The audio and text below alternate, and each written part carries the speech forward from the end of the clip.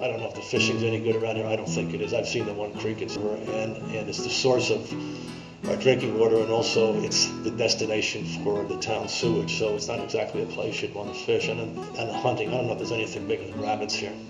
Some guys hunt birds who come down here. But by and large, it has a nice landing field. A private air can come in if you're that kind of guy, and you can come in lane. You can live in your hacienda for a month or two.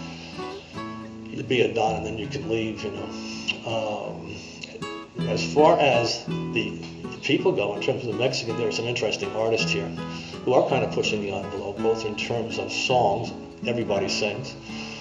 Cantos, either their own that they've made up, or in fact the traditional ones. And there's some interesting visual artists and the sculptors here amongst the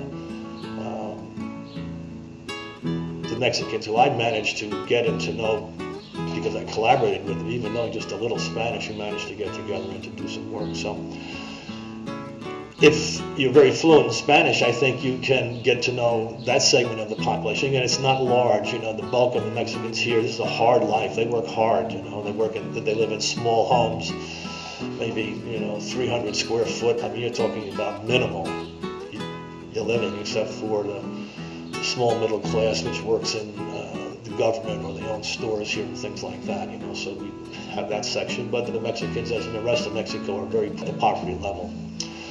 So have a thin veneer that you talk with in terms of artists. They're interesting.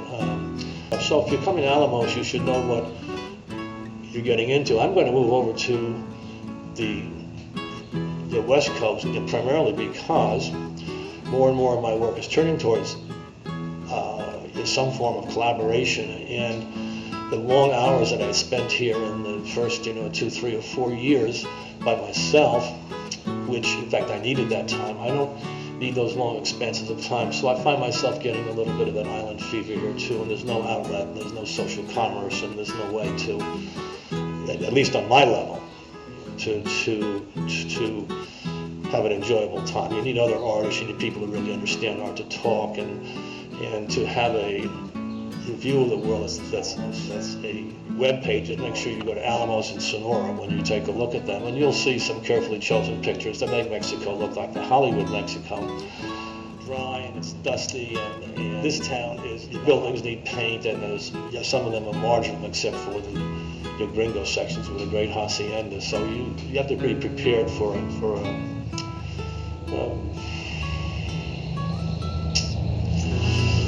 it's not the most aesthetic experience, when you come here, so that you have to be prepared for that.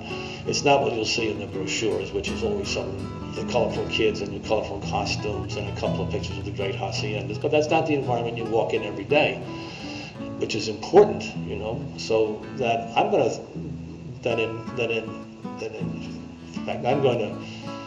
to string through this some of the pictures of Alamos that I took for a DVD that I made called A Different Mexico, where I tried to show the everyday Alamos and the everyday people, and to give a poet's eye view, so that they come from a DVD which combines the music of Alamos done by Alamos artists with my own pictures and my own small written poems, which kind of give these little forays into Mexico, Alamos, Mexico, a kind of unique flavor. They're from someone, an artist who has lived in town, who takes walks through town all the time, and who has reactions to it. And there's some of them funny, some are sublime, and some are just, what the hell is happening here, So that if you want to see that particular DVD, it's on YouTube.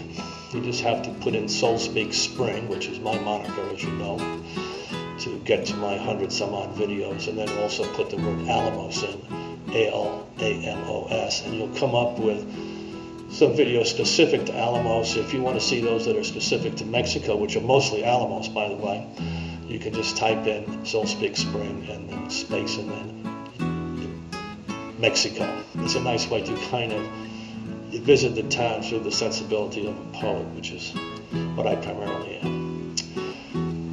Well, that's about my picture of Alamos, at least as far as I can give it to you verbally, and I think that you probably absorbed a little bit of the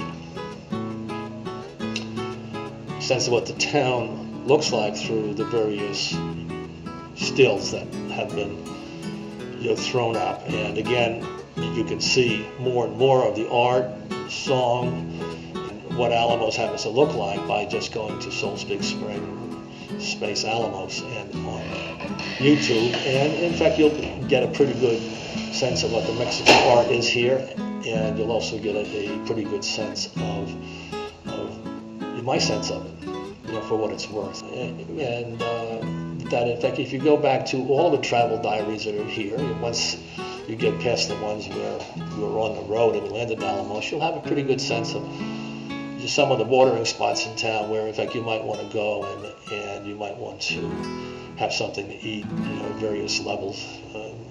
People are always worried about the food. You can eat in all these places that are in my travel videos, really no problem at all, and the food is always good. In fact, the service is good, and the people who are almost always Mexican are extremely genial, as are all the people in Alamos, by the way. It's a nice town to break your Spanish in, because when you come with, like I did, and if you think of how the Mexicans are treated in the United States when they come with no English, where they're brushed apart and told to go to hell, these people don't treat you that way. If you try to speak, or you mime, or you do sign language, or whatever that you do, they'll go more than halfway to meet you, although there's very few of them speak English, so you have to be prepared for that. This is a real Mexican town. This is not like Puerto Vallarta or Cancun. Everybody knows English and they're trying to sell you timeshare. This is not this. There's no kids running out to wash your windshields here.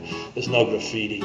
There's no of the curses of large towns everywhere, where you have the kids are out of control and where there's crime, and you always have to be worried about safety. You don't have to be here. So it's a nice place for kids, a nice place to visit. You have a lot of work to do, and if you don't have a lot of work to do and you just want to be someone who owns a large Mexican home and comes in and out of it occasionally, this is a pretty good town also. So it gives you a pretty good sense of what this town is all about after living here for 5 years. And if you want to see the home that I'm in, also that's in the travel diary section, and you would simply go to that travel diary section.